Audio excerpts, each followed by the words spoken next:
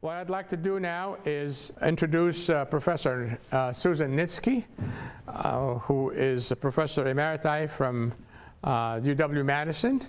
And Susan, we thank you for being with us this evening.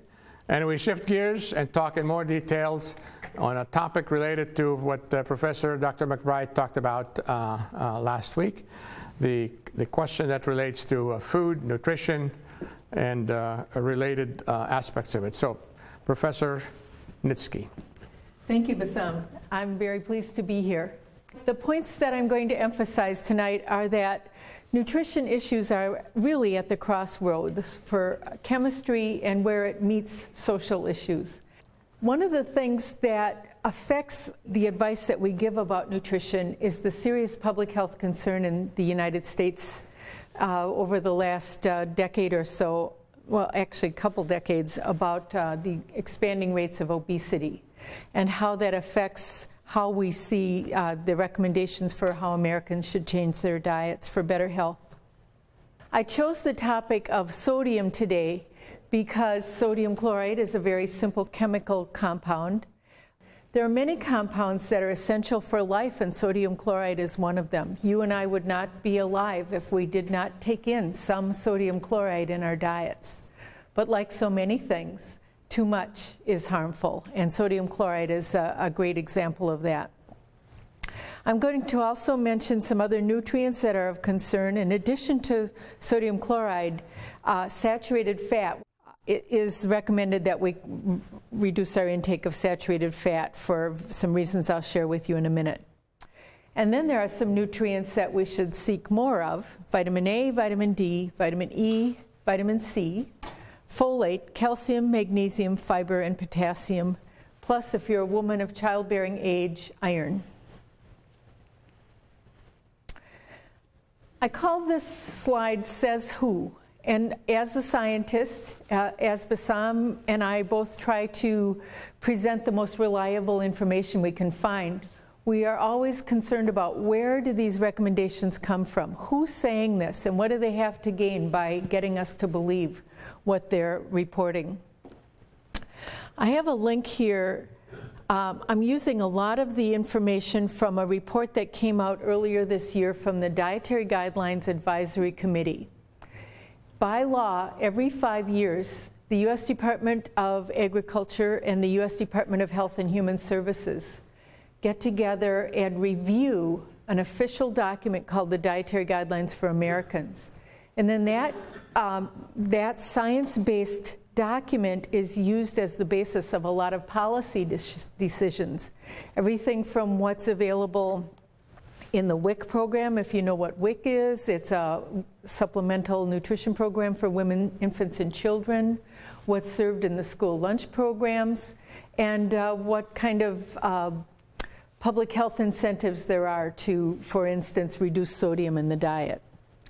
I just wanted to quickly show you that this scientific report put together by the advisory committee, the advisory committee has no close ties to the U.S. government.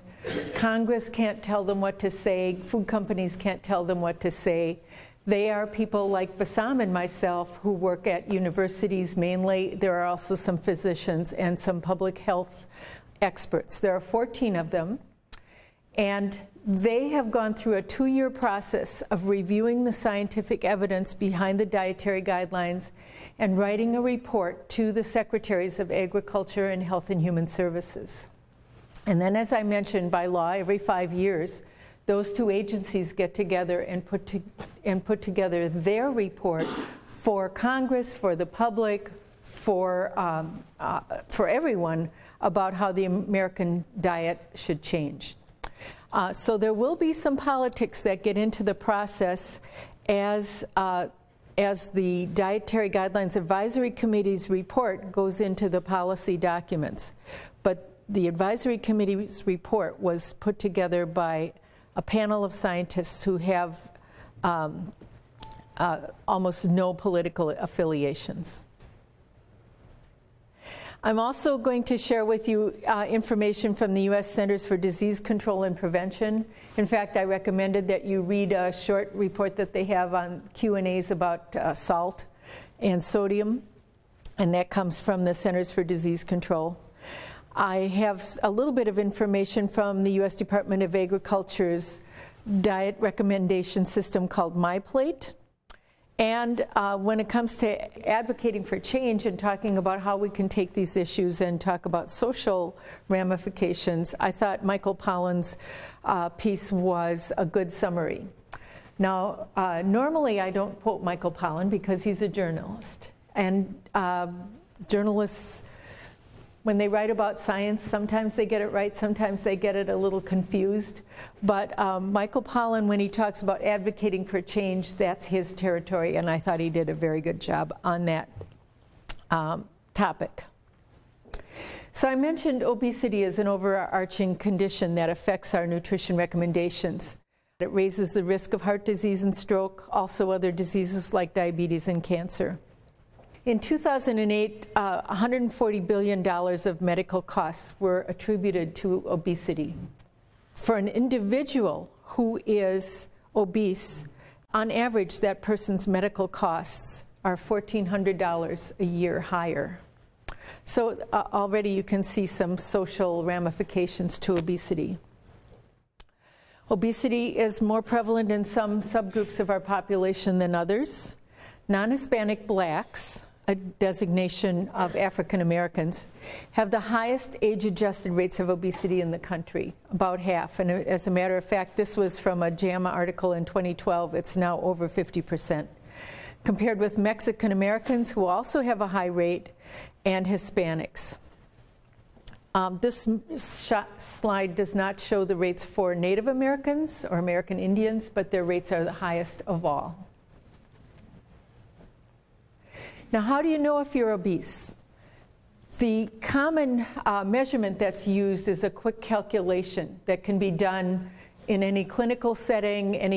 Those of us sitting here, if we took a few minutes with our smartphones, we could do it. You just take your weight in pounds and you divide it by your height in inches squared, and then you multiply that number by 703. The people who actually do these scientific calculations on a routine basis use the metric system, but I've converted it here to pounds and inches. So for example, a person who weighs 150 pounds and is 5'5" would get a number of 24.96, right on the edge.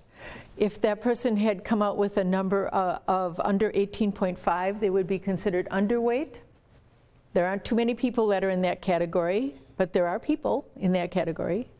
18.5 to 24.9 is the range that's considered a healthy normal weight. Now, more than half of Americans, and as a matter of fact, 2/3 of Americans are in one of these last two categories. In the category of 25 to 29.9 is considered overweight, and then over 30, or 30 and over, is considered obese. Just because you need to know that it's not just the diseases I mentioned a few minutes ago, but also gallbladder disease, arthritis, apnea and breathing problems, inflammation disorders, several kinds of cancer, and there's actually a longer list, but I stopped here because it's too depressing. How many of you have seen maps like this showing the prevalence of obesity? How many of you remember hearing that Wisconsin has the highest rates of obesity in the country?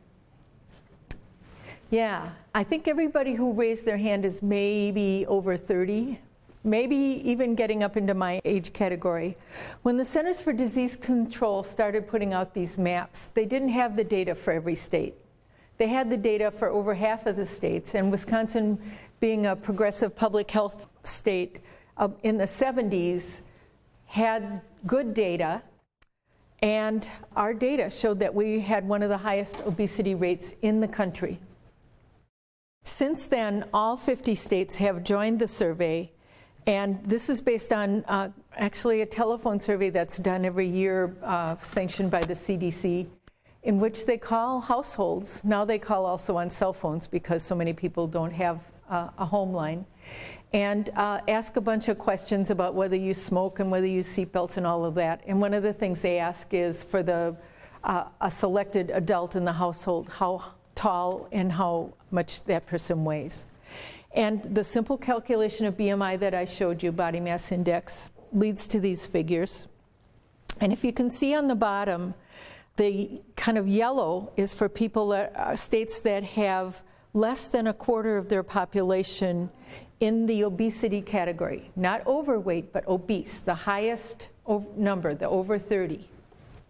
And the light green is, oh, I'm sorry, that's the 20 to 25%. Then 25 to 30% is the category that Wisconsin is in. We have 25 to 30% of our population categorized as obese. Isn't that a relief? We're not the highest in the country anymore for a number of reasons. If you remember one thing I said a few minutes ago about the ethnic representations, the number of blacks and Hispanics are quite a bit higher in some of the other states than they are in Wisconsin, and that's probably part of that reason. And before we feel too proud of being in the yellow, let me point out to you that the latest numbers are like 29.8. So all we need is a few more people to gain 5 pounds and we'd spill over into the orange category, which is 30 to 35%. And then a few unfortunate states, West Virginia and Mississippi, have more than 35%. More than 35% of their population, not adults, not just overweight, but obese. This is like, you have to be like 30 to 40 pounds overweight to get into that category. This is a serious public health issue. Personally, for the person who has obesity as a health condition, and for our nation that has the healthcare costs associated with obesity. The rates have changed over time. This is from the Dietary Guidelines Advisory Committee report that I told you was put out earlier this year. And you'll see 3 shades of gray. The one on the bottom is for the percent of the population that's overweight. Over time, starting from 1988 to 94 as the first time period, and ending up in the 2011-2012 time period. You can see that for males on the left, the rates of overweight have actually gone down a little bit. Yay! However, in that overall chart on the left, you can see that the number who are obese and have gone up, so that totally the number who are overweight, obese, or extremely obese is a BMI of 40 or higher, make it an overall trend to increase. With a little bit of dip right at the last couple of years, let's cross our fingers and hope that little dip doesn't go back the other way.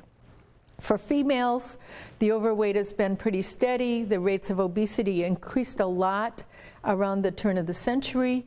And unfortunately, you can see it's a really statistically significant trend that the rates of extreme obesity have gone up, especially for females.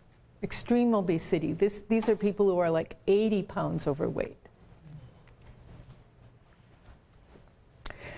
Now, over the years, it's been really hard to try to detect this condition in children because of how we define overweight and obesity and how we want to protect the sensitivity of children by not giving them labels. But the Centers for Disease Control decided that we actually need to use these terms overweight and obese.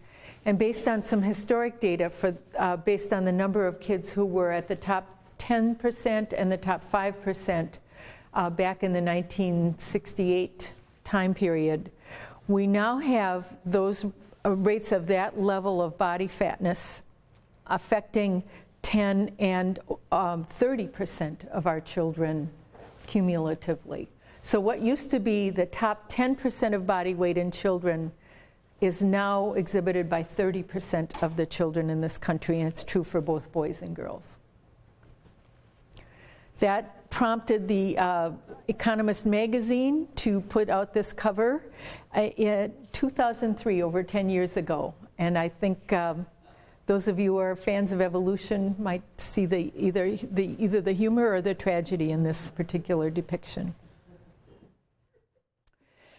Now, if you're not obese, good for you, but you still need to eat well. A lot of those disease conditions I reported are still affected by how much you exercise and how well you eat. And we have good data that just being thin doesn't get you off the hook. A few of you are a little disappointed by that, but oh well. Which nutrients do we need more of in the American diet, and which ones are overconsumed so that the official recommendations say to have less? Guess which ones are going to be on the list that I'm going to show you next. These are the shortfall nutrients, and the nutrients with the stars are the ones that the Dietary Guidelines Advisory Committee said are public health concerns. They're not only significant less than recommended levels for the American population based on a lot of biological calculations, but they're associated with a significant rate of chronic disease risk, so that low intakes of these nutrients have a measurable and definable and detectable public health consequence and personal health consequence. So you can see vitamin A is number 1 on the list. I have a colleague in the Department of Nutritional Sciences who is one of the top experts in the world, and she would be happy to give you a lecture all about the chemistry of vitamin A and how it's also easy and in some parts of the world prevalent to get too much vitamin A. So just like carbon dioxide and all those wonderful things, we need enough but not too much.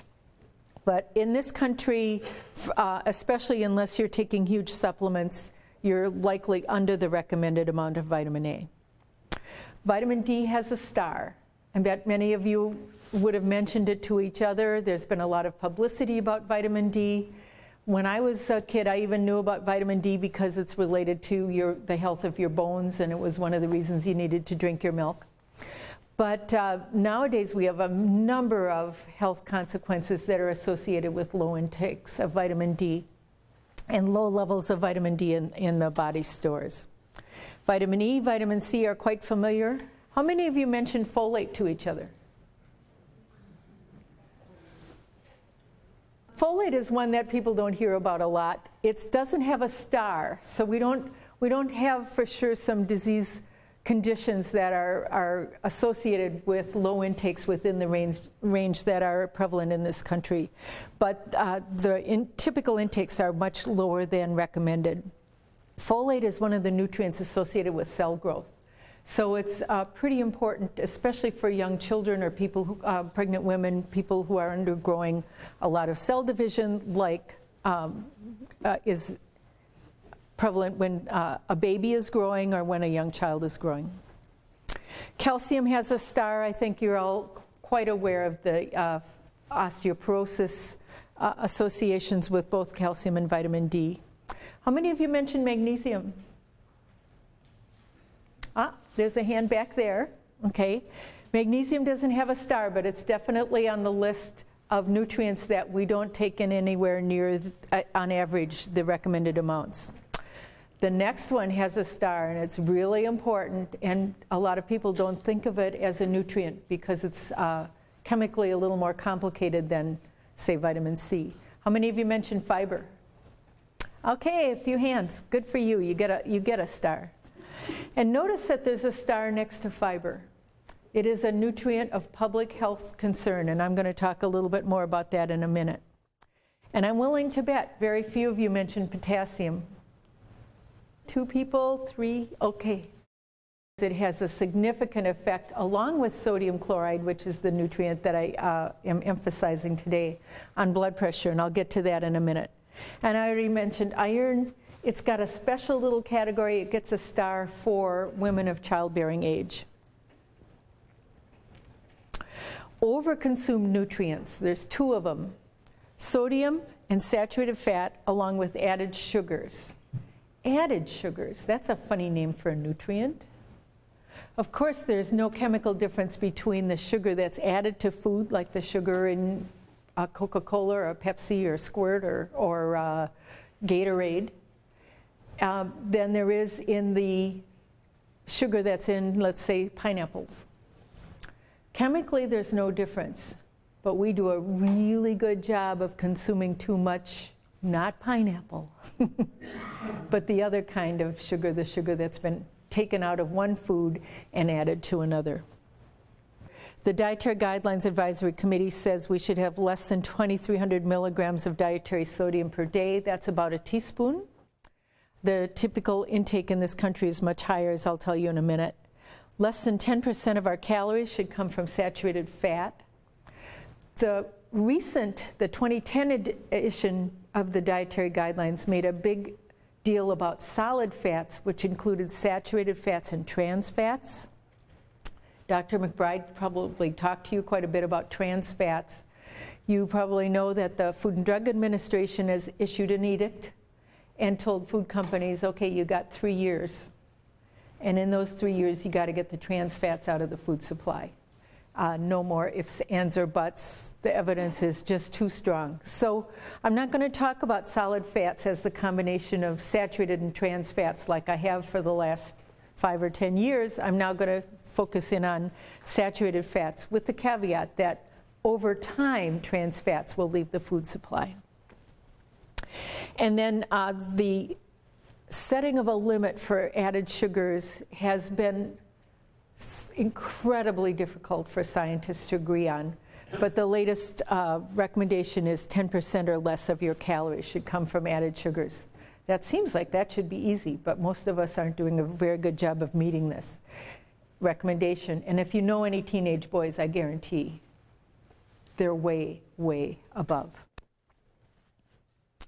Okay, so let's talk in terms of food. That's enough about nutrients. We don't eat vitamin A, we don't eat potassium. If we did eat potassium, we'd probably be in trouble. We eat these nutrients in salts and chemical combinations that put together to make our food.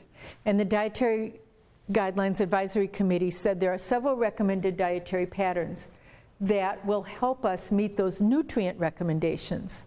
One of them you're quite familiar with, I bet, is the Mediterranean diet.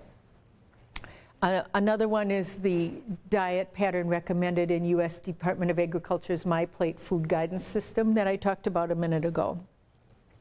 Either way, we need to eat more fruits, more vegetables, more whole grains. We need to eat more low-fat or not-fat dairy, or the equivalent, more seafood, more legumes, which, if you don't use that term a lot, is peas and beans, soybeans, and nuts.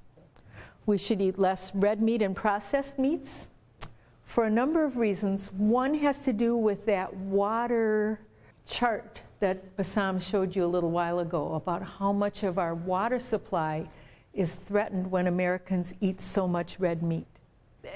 Some of these things go around and come around, and I'll talk about that again in a minute. Less sugar-sweetened foods and drinks. Oh, darn, that's my downfall. And less refined grains, which is a source of a lot of the added sugar in our diets. So I think many of you know sodium chloride is the chemical name for salt, which is abbreviated NaCl. Food labels use both terms, sodium and salt. So some people get a little confused. Salt is 40% sodium and 60% chloride. A high sodium intake is related to high blood pressure and stroke and heart disease. And as I mentioned, we're recommended to have less than 2,300 milligrams, less than a teaspoon a day sodium, and we get 3,400 milligrams as an average, and many people get a lot more. The sources of sodium in the American diet, according to the latest figures. See that big gray half of the circle almost on the right? If you can't read the little words there in white, it says mixed dishes. And then those are broken up in that bar on the left. Pizza, 6%, burgers, 21%, meat, poultry, and seafood dishes, 6%, rice, pasta, and grain dishes, 7%, and soups, 4%. So if you add those all up, mixed dishes account for 44% of the sodium in our diet. Another big category there is grains. And another big category is protein foods being meat and poultry and eggs. But really all of the food groupings contribute quite a bit of sodium. This is one where beverages kind of get off the hook. One thing that may surprise you is how much of it comes from grains. If you eat bread, those of you who make bread know that most of the bread that we eat in this country has quite a bit of sodium added to it in the form of salt. It helps control the action of the yeast, and it helps the bread taste better, and it keeps from getting stale faster. So for a number of reasons, there's quite a bit of sodium/salt in bread foods. Dairy might surprise you. In that case, it's one of the few foods that just is naturally occurring to be not high in salt, but more salt than a lot of other foods would have if we didn't add any sodium. And if any of you have been put on you have to go on the strictest diet possible for your sodium intake for medical reasons, you'll know you might have actually been told that you have to be careful of your dairy intake. The rest of you, that's not so much of an issue. I thought this was interesting from the Dietary Guidelines Advisory Committee's report. They looked at the amount of sodium we get if we get our food from stores. That's the dark diamond-shaped bar on the bottom. The stars represent schools and daycares. The little open triangles represent quick-serve restaurants, the kind of drop-in or drive-through kind. Or the other kind of restaurant is the open squares. That's the more like the sit-down restaurant, like going to Applebee's or something like that. So you can see that it's almost like the faster it is, the more trouble you're going to get into. But the sit-down restaurants are really good also at giving us a lot of sodium.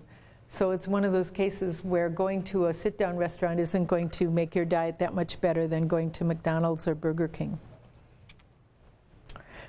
The dark line in the middle is HEI limit. HEI stands for the Healthy Eating Index. It's an overall index that's used as a measure of diet quality in the US. So you can see that no matter where you get your food, the density of sodium per 1,000 calories is above the recommended levels, and you're going to need to be really careful if you want to obey the recommendations for sodium. I gave you on the top of the slide the link to the full recommendations of this tip sheet. If you're concerned for eating less sodium, the very first thing is to think fresh. That's because over 3/4 of the sodium in our food supply comes from salt that somebody put there. Not necessarily in the milk you drink, but in just about everything else. Somebody salted it before you ever got your hands on it. If you went out for pizza, you can be darn sure that's the truth. But even if you made your sandwich with a piece of bread and some ham, somebody put a lot of sodium in those components, the mayonnaise, the mustard, everything. While you're thinking fresh, enjoy home-prepared foods, because then you have control about how much sodium is added once the food gets home from the store. Fill up on veggies and fruits. Mother Nature gave us some very low sodium food products. And if you have a garden like mine right now, that is the easiest thing to do in the world. In fact, before I came here today, I picked raspberries and peas. Choose dairy and protein foods that are lower in sodium. Protein foods, beef, pork, chicken, fish, eggs, those foods, many of them have a lot of sodium added before you buy them or before you eat them. Adjust your taste buds. Research has shown over and over again, we're not born with a preference for salt like we are for sugar. Little babies, they'll smile when you give them sugar water. They even think they feel painless when you give them sugar water. That is reinforced over time. But the preference for how much sodium we like in our food, that is learned. We have come over the years to decide that food doesn't taste salty enough because it's not what we're used to. So the good news is we can unlearn that. If you try to do it right away, you're going to go, oh, this food doesn't taste right. A year and a half ago, I went to Tuscany, And those of you who have been to Florence and Italy in that area might know about the historic reason that they don't add salt to their bread and butter. It has to do with wars, like everything else. But anyway, they learned to have butter and bread without sodium, and they never did start putting it back in. So the restaurants that serve traditional foods have low sodium bread and butter. And of course, when my husband and I from Wisconsin were there, we're going, this is so bland, because we're more accustomed to what bread and butter tastes like in our country. But you can adjust your taste buds, and the people in Florence tell me they think it tastes better the way they eat it. Skip the salt, take it away from the table. If somebody wants to add salt to their food, make them get up and go find a salt shaker. It's one of the biggest incentives to deciding, well, maybe it's salty enough. Read the label. I feel like I should wag my finger. I go to the store and I just find labels fascinating, but some people don't for some strange reason. But here's the good news. Most of us buy about 80% of the same thing this trip to the store as we did to the last trip to the store as we did to the trip to the store before. So once you've read the labels on the hot dogs versus the bratwurst, you don't have to do that again, because you already figured that out, and you can go for the one that you already figured out is low sodium. So spend a little time, and then you'll know some very useful information. Pay attention to condiments. It's the things that we put on top of our food. Just think the last time you had a hot dog, as if a hot dog wasn't salty enough, right? If you're like me, you like sauerkraut on your hot dog, ketchup, mustard, pickles. I mean, can you think of anything you put on a hot dog that isn't high in sodium? A good example of being careful of your condiments. And then this tip for eating less sodium ends up with the recommendation, boost your potassium intake. Now, boosting your potassium intake is not going to automatically make you eat less sodium. But it's a very important nutrient, because potassium helps to counterbalance some of the effects, the chemical effects in the body that make sodium raise your blood pressure. That's true if you have high blood pressure or if you have normal blood pressure. I once asked my primary care provider, gee, my blood pressure is low, should I be worried? My husband is so jealous, he gets mad at me every time I go, because it's like 110/70 at its highest. And she said, listen, if you're conscious, it's good. So unless you're passing out from low sodium, don't worry about low blood pressure. So even if your blood pressure is in the normal range, lowering it a little bit by eating more potassium and less sodium isn't going to get you in trouble. The recommended amount, for those of you who like numbers, 4,700 milligrams of potassium a day. The best food sources are leafy greens. Examples are spinach and collards. Fruit, especially fruit that grows on vines. Root vegetables were mentioned earlier about how much water they take, but they are excellent sources of potassium. And citrus fruits. Now the next slide I'm showing you is a little bit hard to interpret, so let me spend a minute on it with you. One of the recommendations that I bet everybody in this room needs to pay more attention to is the recommendation to eat more whole grains. Not just for fiber, but importantly for dietary fiber, but for a number of those nutrients that we're recommended to have more of. Potassium, even. And whole grains in this country, no matter how much I've been telling people for 30 years to eat more whole grains, they're not doing it. This chart, if you see where the 0 line is in the middle, the black lines show the percentage of the population that has intakes of whole grain below the recommendation, which is roughly the equivalent of 3 ounces a day. The little white bars that you can hardly see are the ones who meet or exceed the recommendations of about 3 ounces of whole grains a day. roughly a slice of whole wheat bread, 100% whole wheat bread. Some of you probably are eating whole wheat bread, whole wheat pasta, most of your grains in the form of whole wheat. Most of you are not. When I go to a restaurant and I ask if they have any whole wheat to put in the little bread basket on the table, they look at me like, oh, nobody's ever asked that before. I'm like, what is this about? This is not a new recommendation. This has been around for 20 years. For some reason, people aren't doing it. I think it tastes better when it's whole grain bread, but maybe I'm just goofy. Now, refined grains, on the other hand, we're all doing a splendid job, too splendid. Refined grains are the ones that are made out of enriched flour or non-enriched flour, processed flour that has the bran and the germ taken out of it. And many times sugar and other things added. So notice how tiny the black lines are for refined grains and how huge the white and gray bars are for meeting and exceeding the recommendations. Over time, we've done actually a little better. The black bars are for 2001 to 2004. The good news is for many of these age groups, the ones with the little stars, the ones that are higher, the ones that are different are higher. So some people are actually eating more whole grains.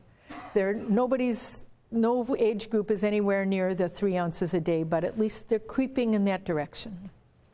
I take hope on small, wonderful changes. I called this one Whence Cometh Thy Grains? So on the left side is whole grains and on the right side is refined. And the same little symbols that you saw before for going to the grocery store, going to a sit-down restaurant, going to a quick-serve restaurant, or eating at a school or daycare. You can see that for whole grains, they're all low, but the people who get their food from the store do a little better. And for the refined grains, they're all high, but the quick-serve restaurants are the biggest source of the refined grains. Now, we are in Wisconsin, and I love to talk about dairy. And I also get a lot of skeptical looks when I talk about dairy because a lot of my friends, my hobby now that I'm retired is I'm a watercolor artist. And when I talk to my art friends, they all think you're supposed to eat less dairy. There's something inherently wrong with eating dairy. It makes you fat or it gives you some kind of awful disease. But I can assure you, all those scientists that I mentioned a little while ago that talked about the nutrients we need to eat more of and the food groups we need to eat more of, they say consume more dairy. If you have lactose intolerance or some reason, a personal reason, you're a strict vegetarian or whatever, you need to be very cognizant of getting a good intake of alternate sources. And alternate sources are not always good sources of the same nutrients. So read the labels, look at soy milk or almond milk or whatever it is that you're using as a dairy equivalent, and make sure you're getting a fortified version that has as many nutrients added back as possible. For most adults on a 2,000 calorie diet, the recommendation of dairy is 3 cups a day. That's not 3 cups of milk, but the 3 cups of what would have been milk when it started out, so cheese and yogurt and all of that. Notice most of these black lines are way longer than the white and gray lines, and the older you get, the longer the black line is compared to the white and gray line, meaning the more people are not getting their recommended intake of dairy, which usually means they're not getting their recommended intakes of calcium, vitamin D, and one of the nutrients that dairy is a good source of, potassium. Remember what we said about potassium a few minutes ago? And over time, it's not, unlike whole grains, it's not gotten better. When there's changes, many of them are in the wrong direction. Here's one of my favorite topics, the added sugars. If you eat pineapple, or if you're like me and went out to the garden today and picked some raspberries, the sugar in there is not added sugar, that's the sugar that Mother Nature put in your food. If you had a Coke or a Pepsi or or a sports drink or an energy drink or something that's marketed as being really good for you because it's high in electrolytes or something, if it's sweetened with sugar, that's still added sugar. It affects your body the same way as if you'd had a Coke or Pepsi. By age group, remember when I said teenage boys? The black bars are for their calorie intake, where their limit is for how many added sugars they're supposed to stay under. Notice for a 14 to 18-year-old male, way more than twice that much. They are champions at eating foods that are high in added sugars. When my kids were growing up, when they would go to the school bus, the middle school age boy who lived next door had Mountain Dew for breakfast every day and went through life with a diet that wasn't much better. And I was like, don't look at him. But it's what's happening in our society. Now, many people might be surprised. This list is out of the Dietary Guidelines Advisory Committee report, combined with the 2010 version of the Dietary Guidelines for Americans. These are the words that you might find on food labels that are counted as added sugars, and some of them will surprise you. You all know white sugar's chemical name is sucrose, and that, of course, is sugar. Dextrose is a little more of a chemical name. You might see anhydrous dextrose. A lot of people tell you brown sugar is better than white sugar. I wish that were true. Confectioner's powdered sugar is just sugar. Corn syrup and corn syrup solids, sugar. Fructose, sorry, it's sugar. High fructose corn syrup, sorry, it's sugar. One thing that surprises people, from a chemical standpoint, the amount of sucrose and fructose, the chemical makeup of high fructose corn syrup is very similar to that of sucrose. It's really hard to say that it has much of a difference in its effect on the body. Honey. Darn, I wish honey was off the hook, but it's not. Its effect on the body is very similar to sugar. Invert sugar, lactose, which is the sugar that's naturally occurring in milk. Malt syrup, maltose, maple syrup, molasses even is a form of added sugar. You can't even get off the hook with that. One of the things you'll see on many of the products that's marketed as better for you than foods that are sweetened with sugar are sweetened with a concentrate that's extracted from a very sweet fruit like pears or pineapple. That's considered added sugar. And then pancake syrup. And one of the banes to my existence, the food products that, if I had a good lawyer and unlimited resources, I would try to get them to stop calling sugar cane juice, because all sugar starts out as cane juice. And finding the words cane juice on a food label, you can go right back up to the thing that's on the top of this list. It's equivalent, it's the same chemical. The sources, look at that big white, almost half of the circle on the right. Remember those teenage boys I talked to you about? Beverages. Please read the labels. Don't be fooled by names like Energy Boost. Many of them are sweetened with one of these. So soft drinks, fruit drinks, many people add sugar to their coffee. I add sugar to my tea sometimes. Alcoholic beverages, not so much for most people, but sports and energy drinks, as I mentioned, are not off the hook. And then, of course, you're probably not surprised by the gray semicircle over there at about 10 o'clock, snacks and sweets. I happen to be a chocoholic. I can attest to the fact that that's a big source of added sugars. Now, another thing that we're recommended to eat less of is saturated fats. It has to do a lot with heart disease rates and the different types of cholesterol and how they're transported in your body. Notice the sources of saturated fats in our diet. If it weren't for pizza and burgers, we'd actually not have to talk so much about saturated fats. Dairy, if you consume the cream portion of the milk, that's where you would get a lot of saturated fat. Protein foods, I think Bassam mentioned a steak earlier on, and if you have a barbecue, now you gotta not only feel guilty about all the water that went into that beef, but also all the saturated fat that's in a good, well-marbled piece of meat. So the easy rule for that one is to favor meats that require a lot of cooking to soften them up, because they're usually not all that well marbled and don't have so much fat in the muscle. Snacks and sweets are there again as a big source of saturated fat. If you look, a lot of them have coconut oil, or some, you might even have a vegetable oil source, not just animal fats. But there are a few vegetable fats like coconut oil and palm kernel oil that are also high in saturated fats. Remember when I told you about what kind of store you go to or what kind of restaurant you go to? Again, if you buy your food more from the store than from a restaurant or a sit-down restaurant, you're more likely to be buying foods that are a little lower in the saturated fat intake. Still a little bit over the limit that's recommended, but a lot closer to that dividing line. Now I want to get to an issue that goes back to what Dr. Shakashiri said. This is almost word for word out of the Dietary Guidelines Advisory Committee's report. And I want to show you something that was in the news today and has been in the news on and off the last few weeks. The Dietary Guidelines Advisory Committee, not government people, not people who work for the food industry, but people who work in public health, clinical settings, and university researchers.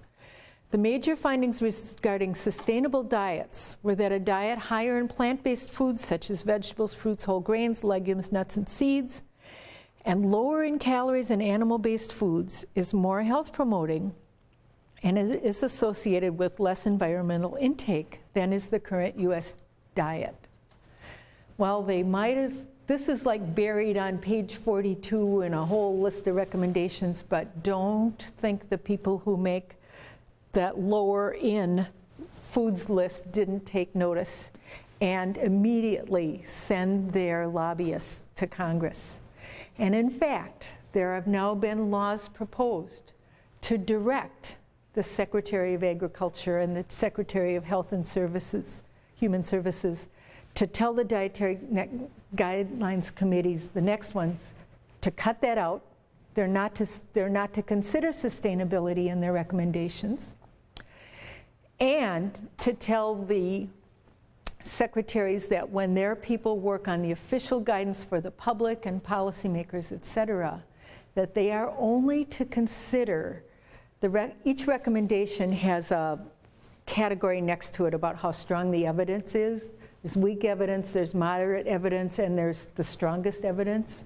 Well, it happens that some of these recommendations about eating less meat for the health reasons are in the moderate intake evidence category. So they said, tell them they can only consider the strongest category. That way they can't tell the public to eat less meat. I'm not a vegetarian. I eat meat. I enjoy meat. I think if you're a vegetarian, that's also terrific. You can have a healthy eating pattern either way. But come on. Most Americans, if they ate less red meat and less processed meat, would overall have a healthier eating pattern. And sending your lobbyists to Congress, enough said. Here's another hot button. The Dietary Guidelines Advisory Committee says that most of us aren't eating as much seafood as we should get to get our omega-3 fatty acids and some other health benefits. It's a very highly nutritious protein source.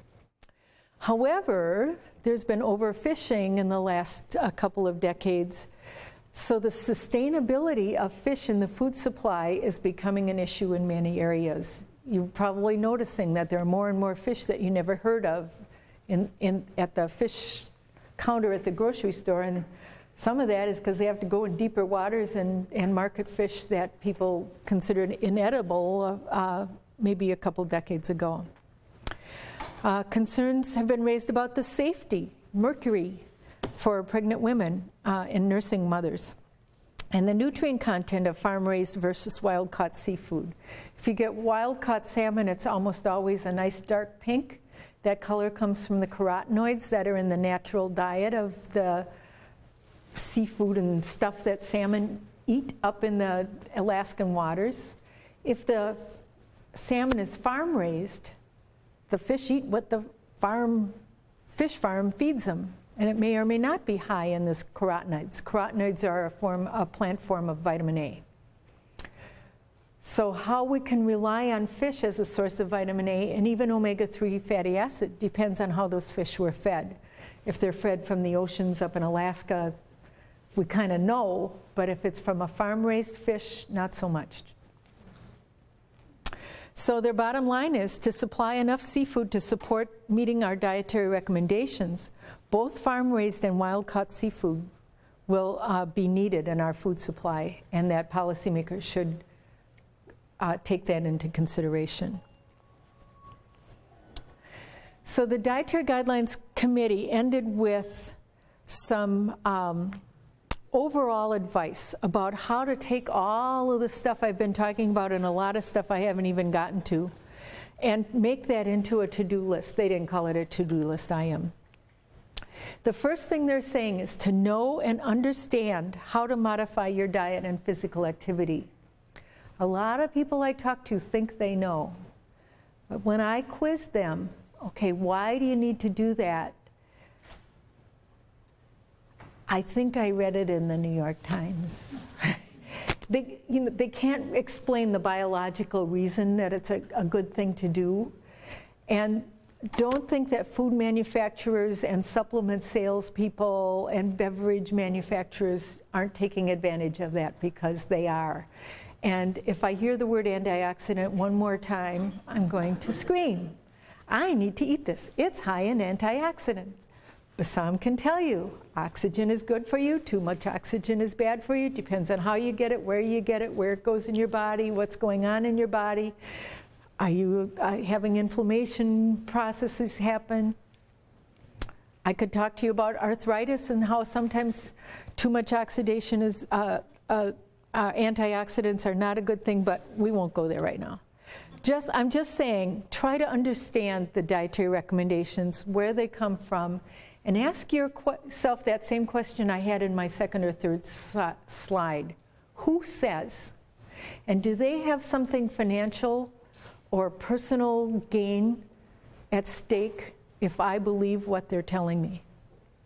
If they are, find a source to verify it. I used to say, when I was with UW Extension, come to me, because nobody pays me for the advice I give out. I mean, I got a paycheck, but it was to give out non-biased advice as much as I could humanly do. The second one, know your current dietary pattern, including your healthy choices that can be maintained. If you're already eating lots of fruits and vegetables, keep doing that, as well as areas that you could work on changing, and areas that you're willing to work on changing. You might not want to tackle all those things I mentioned at once. And then the third bullet, act on it. Don't say, oh yeah, that's good to do, I'll do that someday.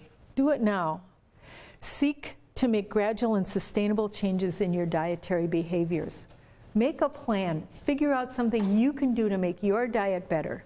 And what each one of you can do will be different from the person sitting next to you, both because of what your physical needs are and what your personal resources are. So this is my challenge to you. The dietary guidelines, USDA's My Plate food guidance system, they summarize what scientists tell you about what and how to eat. You are the one that has to decide how to put that into action. You have to find a way that fits your personal life situation. Do you have little kids at home that are watching how you eat as an example of how they should eat? Your values and belief systems. Are you really just like so much into animal welfare that you couldn't possibly think of eating honey because it comes from bees that should be wild and free? I know lots of vegetarians that won't eat honey, let alone wear leather shoes. And with that sermonette, I will stop and pause and ask for questions. Thank you very much. You're welcome.